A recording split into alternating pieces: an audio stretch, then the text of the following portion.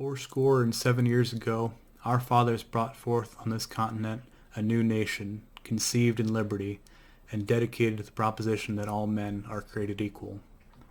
Now we are engaged in a great civil war, testing whether that nation, or any nation so conceived and so dedicated, can long endure.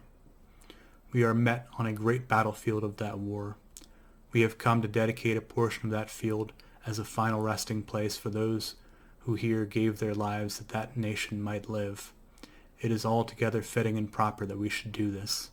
But, in a larger sense, we cannot dedicate, we cannot consecrate, we cannot hallow this ground.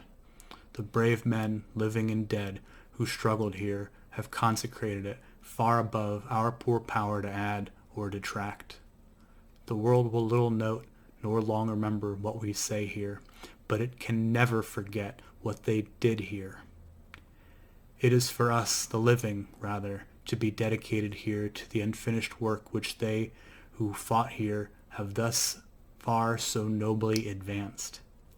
It is rather for us to be here dedicated to the great task remaining before us, that from these honored dead we take increased devotion to that cause for which they gave their last full measure of devotion, that we here highly resolve that these dead shall not have died in vain, that this nation, under God, shall have a new birth of freedom, and that government of the people, by the people, for the people, shall not perish from the earth.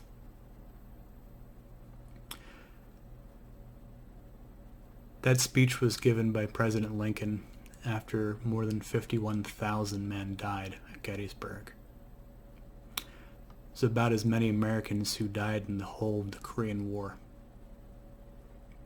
When all was said and done, 2.5% of the U.S. population was killed in that Civil War. And if such a war were to happen today, that would be more than 8.25 million dead. Yet, some ignorant fools are cheering for civil war because they don't like how the election turned out. A year ago yesterday, they tried to overthrow our democratically elected government. More than 700 have been charged so far. War is nothing to cheer for. The only way to win is to never fight. This has just been a friendly reminder.